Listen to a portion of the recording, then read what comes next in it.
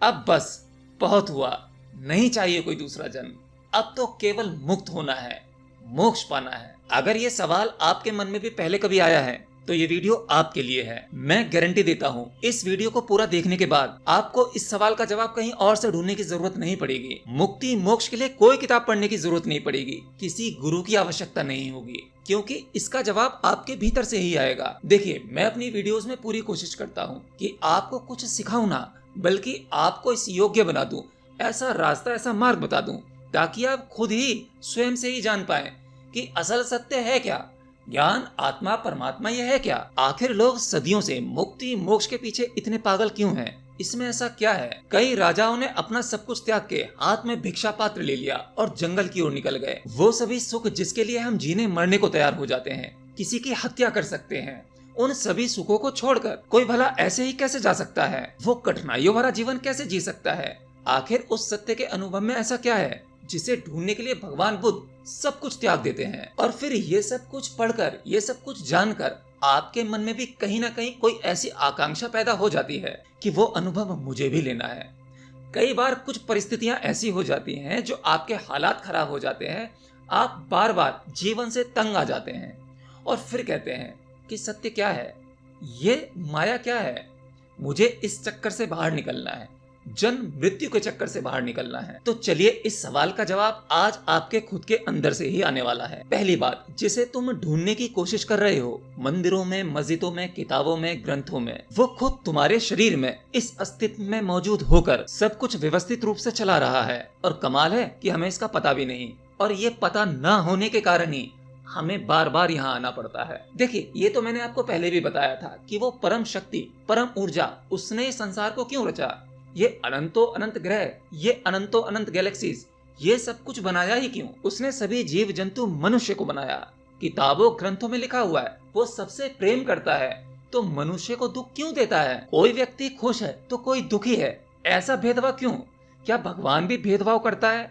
देखिए, भगवान कहते ही हमारे मन में कोई ना कोई आकृति बन जाती है, तो मैं इसे परम ऊर्जा के नाम से संबोधित करता हूँ, क्योंकि उसकी कोई आकृति नहीं है। बाकी आप जो आकृति देना चाहें या आप उसे जैसा समझना चाहें वो आप समझ सकते हैं। तो वो परम ऊर्जा किसी के साथ भेदभाव नहीं करती। उसने इस अस्तित्व को बनाया ही इसलिए क्योंकि उसका ना तो कोई रूप है, ना कोई शुरुआत है, ना कोई अंत है, वो अनंत है। तो उसको कैसे बयां करोगे? वो स्वयं को बयां करने के लिए, स्वयं का अनुभव लेने के लिए इस प्रकृति की रचना की उसने। अपने आप को ही रूपों में जानने के लिए तरह तरह के रूप बनाए। ये प्रकृति बनाई, हमें बनाया, बाकी जीवों को बनाया। और केवल हम ही शेष ऐसे इंटेलिजेंट बुद्धिजीवी नहीं है, न जाने कितनी सृष्टियां हैं, कितनी ऐसी एलियन प्रजातियां होंगी जो हो सकता है हमसे भी ज्यादा इंटेलिजेंट हो। खैर, ये एक अलग विषय हो जाएगा, लेकिन हम अकेले नहीं हैं, ये बात सत्य है। तो उस परम ऊर्जा ने खुद को ही रूप में देखने के लिए ये सभी सृष्टियां रची, हमें रचा, और इसके साथ साथ रची माया। देखिए, वो आत्मा जिसे परमात्मा कहते हैं या परमात्मा का अंश कहते हैं, वो मुक्त है, ना तो उसे दुख होता ना सुख होता, वो इन सबसे अलग है। जिसे ये सुख दुख होता है वो एक अलग चीज है, वो आपको भी आगे पता लगेगी। अब ये माया क्या है? माया शब्द सुनते ही हमारे दिमाग में ढेरों सवाल आ जाते हैं, साथ में कई जवाब भी आ जाते हैं कि अस्तित्व माया है। जब आप इसके बारे में पढ़ते हैं तो आपको पता लगता है कि हाँ, अस्तित्व माया है, ये आज जैसी है वैसी कल नहीं होगी। और माया का अर्थ ये होता है जो बदलती है, जो स्थायी नहीं रहती, जो नहीं बदलता वो परब्रह्म है। तो माया कैसे बदलती है? तो माया को मैं आज आपको बिल्कुल सरल शब्दों में समझाऊंगा, इसे कोई छोटा बच्चा भी समझ सकता है। हमारे आसपास कई प्रकार की माया है। अगर आप इस माया को समझ गए तो आप आगे की कड़ियां अपने आप जोड़ लोगे, उस बड़ी माया को भी समझ लोगे, सृष्टि की माया को भी समझ लोगे। उसने जो भी कुछ रचा है वो कुछ कुछ समझ में आने लगेगा, तार जुड़ने लगेंगे। हमारे पास ढेरों पद की माया है, धन की माया है, प्रेम की माया है, दोस्तों की माया है, इस परिवार, समाज, संसार की माया है। देखिए, जैसे मैंने कहा पद की माया, हर एक इंसान जैसे इस पृथ्वी पर आता है, वो जन्म लेता है, तो वो जैसे जैसे बड़ा होता है अपने करियर की ओर, तो उसे पद चाहिए। पद पाने के कंपटीशन में वो भागता जाता है, उसे पद हासिल हो जाता है। जब वो पद हासिल कर लेता है, पद हासिल करने से पहले उसकी जो जर्नी थी, उस जर्नी में जितना समय उसने बिताया, उस समय में उसने बहुत सारी मेमोरीज को इकट्ठा किया होगा। वो पद पर पहुंचा, अपने पद पर पहुंचने के बाद उस तरह के लोगों से मिला होगा, अपनी ड्यूटी, कर्तव्य निभाया होगा। उस दौरान उसकी बहुत सी मेमोरी बनी होंगी, बहुत सी यादें बनी होंगी। ऐसे ही धन, जब हम धन कमाने की बात करते हैं तो दुनिया में ऐसा कोई नहीं है जो धन कमाना ना चाहता हो। हर व्यक्ति को धन चाहिए। तो जब आप धन कमाने के बारे में सोचते हैं तो आपके मन में बहुत सारे विचार आते हैं, बहुत सी मेमोरीज बनती रहती है कि आपके पास में 9 लाख रुपए हो गए हैं, बस 10 लाख करने हैं, इसके बाद शांति से बैठ जाऊंगा। अब 10 करने कैसे हैं उसकी प्लानिंग आपके दिमाग में चलती रहती है कि मैं इन पैसों को ऐसे ऐसे सेव करूंगा और इतनी लिमिटेशन में इनको खर्च करूंगा। बाकी जो मुझे आगे कमाना है उसकी प्लानिंग आप पेपर पर तैयार करते रहते हो या सोचते रहते हो। तो इसके दौरान आप कई लोगों से, कई क्लाइंट से मिलते हो, या जैसा भी आपका एनवायरनमेंट है, धन कमाने की जैसी भी परिस्थितियां हैं, उन सब में एक प्रोसेस होता है। वो प्रोसेस एक्चुअल में होने से पहले आपके यहाँ होता है, आपके दिमाग में। तो वहाँ क्या हो रहा है, वहाँ मेमोरी बन रही है, प्रेम की मेमोरी। जब आप किसी को प्रेम करते हैं, उसके साथ कुछ पल बिताते हैं, कुछ समय बिताते हैं, तो उसका देखने का अंदाज, उसका बोलने का तरीका, उसका बात करने का तरीका, उसकी वो आदतें, अच्छी बुरी हर तरह की आदतें, आपके साथ आपके पार्टनर ने कितनी गहरी बातें की, कितनी दिल दुखाने वाली बातें की, ये सभी प्रकार की बातें ये फिर से मेमोरी बन जाती है। और ये मेमोरी निकलना काफी मुश्किल होता है। ऐसे ही दोस्तों की मेमोरी, परिवार की मेमोरी, मम्मी पापा, भाई बहन, बेटा बेटी, सबकी, हम जितने लोगों के आसपास रहते हैं उनकी मेमोरी हमारे पास बन जाती है। तो एक शुद्ध आत्मा जब पहले किसी शरीर में आई होगी तो उसने ये माया तो पहले ही रच रखी है। तो जब वो किसी शरीर में एंटर की होगी, फॉर एग्जाम्पल मेरे शरीर में आई, मैं यहाँ पर आया, मैंने अपनी 5 ज्ञान इंद्रियों से ये सब कुछ देखना शुरू किया, लोगों से मिलना शुरू किया, धन के बारे में मुझे पता लगा, प्रतिष्ठा के बारे में पता लगा, पद के बारे में मुझे पता लगा कि मुझे ये सब कुछ हासिल करना चाहिए।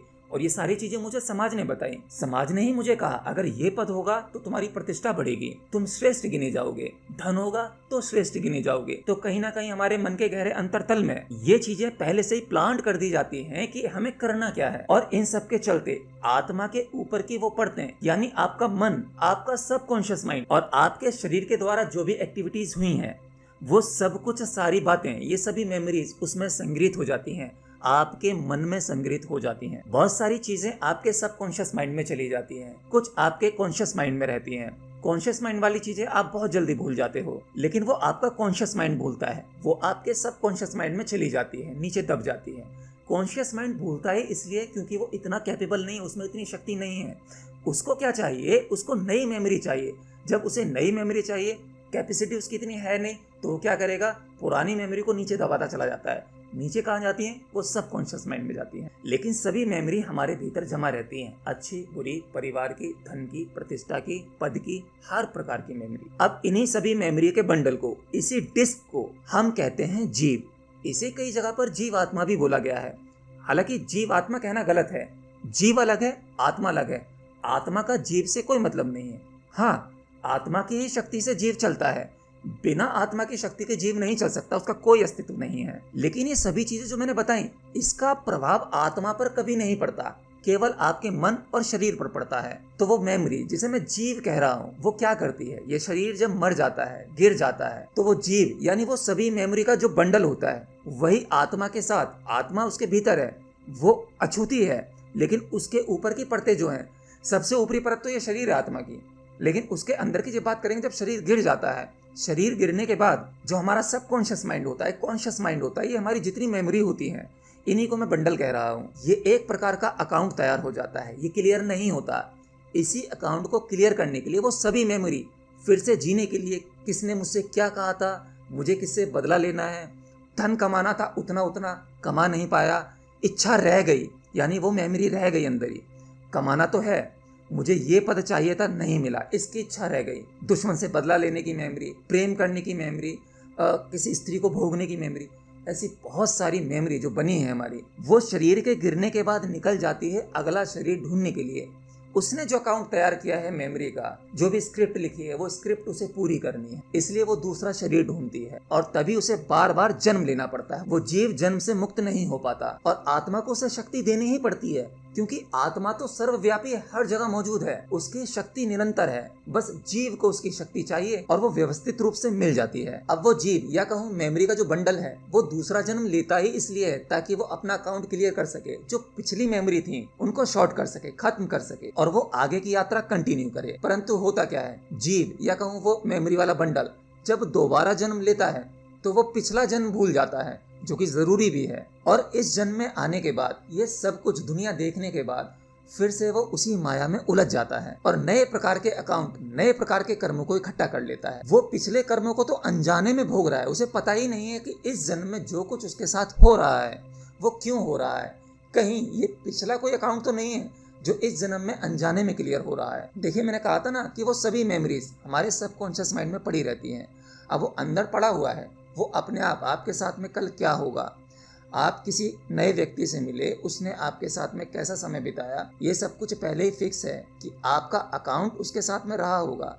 तो आप उस अकाउंट को क्लियर करने आए हैं। आपके पैसों का नुकसान होना, किसी को पैसा देना, किसी से लेना, ये सारी की सारी चीजें अनजाने में आपके साथ चल रही हो, तो वो तो पूरा होना ही होना है। लेकिन उसके पूरे होने के साथ साथ इस जन्म में जो भी हम जाने अनजाने मेमोरी बना रहे होते हैं, फिर से हम एक नया जन्म तैयार कर रहे होते हैं। तो सोचो, आपको मुक्त किससे होना है, आप किससे मुक्त होना चाहते हैं। आप धन की लालसा से मुक्त हो सकते हैं, घर परिवार के साथ जो समय बिताते हैं, जो यार दोस्तों के साथ में मेमोरीज बनाते हैं, अपने दुश्मन के साथ में, या आपको किसी ने धोखा दे दिया तो जो मेमोरीज बनती हैं उस समय, क्या उन मेमोरीज को आप भुला सकते हो? आप इस जन्म में नहीं भुला सकते। मरते दम तक चलता ही रहता है आपके दिमाग में कुछ ना कुछ। जो दुश्मन होता है, जो आपको धोखा देता है, वो गहरी छाप छोड़ता है, आप वो नहीं भुला पाते। आपको मुक्त होना किससे है? आपको किसी से मुक्त होना ही नहीं है, आपको आप ही से मुक्त होना है। लेकिन आप मुक्त होने के लिए बाहरी चीजें देखते हैं, बाहरी दुनिया देखते हैं। तो आप बाहरी लोगों से, बाहरी दुनिया से मुक्त नहीं हो सकते। आपकी जो यात्रा है वो गलत दिशा में है। मुक्त तो आपको खुद से ही होना है। जितनी भी मेमोरीज हैं, जो भी यादें हैं, उन सब से मुक्त होना है। जब आपको इन सब से कोई मतलब नहीं होगा, इन सब को देखकर, समझकर, जीकर, इन सब का अनुभव लेकर, इन सब के पार जब निकल जाते हो, मेमोरी है, मेरी नहीं है। देखो, सारी चीजें मेमोरी तो अब भी बनेंगी, आत्मज्ञान पाने के बाद भी बनेंगी, लेकिन वो मेरी नहीं है, या मैं वो मेमोरी नहीं हूँ, मैं वो जीव नहीं हूँ, मैं आत्मा हूँ।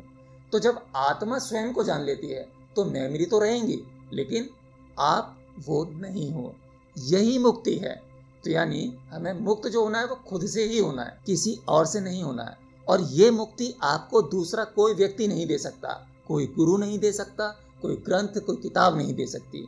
बस आपकी सही समझ ही आपको मुक्ति दे सकती है। राजा जनक को घट गई थी जब अष्टावक्र जी ने उन्हें बताया था। भगवान बुद्ध ने प्रयास किया जब वो अपना राजपाट छोड़कर जंगल की ओर चले गए, तो उन्होंने किससे मुक्ति पाई? स्वयं को जाना।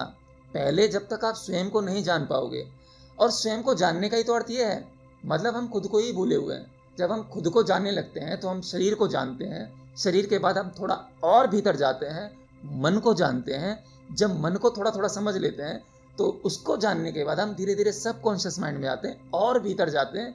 जब ये पूरा सिस्टम हमारा बाहर से और भीतर से समझ में आने लगता है तो धीरे धीरे हम एनलाइटनमेंट की ओर, यानी आत्मज्ञान, मुक्ति, मोक्ष की ओर बढ़ने लगते हैं। और जब सबको जान चुके होते हैं तो जिन्हें कहते हैं ना कुंडलिनी जागरण, चक्रों का जागरण, वो सब ऑटोमेटिकली अपने आप अंदर अंदर होता चला जाता है, आपको पता भी नहीं लगेगा। वैसे इस टॉपिक को करते करते मुझे कबीर जी का एक दोहा याद आ गया, माया मरी न मन मरा, मर मर गया शरीर, आशा तृष्णा ना मरी, कह गए दास कबीर। देखो, माया और मन, मैं उसी की तो बात कर रहा था अभी, कि ना तो माया मरती और ना ये मन मरता। जब तक ये माया और मन नहीं मरता तब तक तो आना ही पड़ेगा। इससे बचने का कोई उपाय नहीं है। आप इस साइकिल को, इस चक्र को नहीं तोड़ पाओगे। और सच बताऊं, इस टॉपिक का ख्याल मुझे कब आया? रात में 11-12 बजे करीब जब मैं लेटा हुआ था, लेटे लेटे गहरी सोच में जाने के बाद क्लिक हुआ कि यार एक सवाल है कि मुक्ति, मोक्ष। कई बार मैंने देखा अपने फ्रेंड्स को, दोस्तों को, तो कहते हैं कि यार बस बहुत हुआ। मतलब जब वो परेशान होते हैं किसी चीज़ से या उनकी लाइफ में कोई ऐसे चैलेंजेस आते हैं तो कहते हैं कि यार बस बहुत हुआ, अब नहीं, अब मेरे को आना नहीं है, मतलब मुझे दोबारा जन्म नहीं लेना।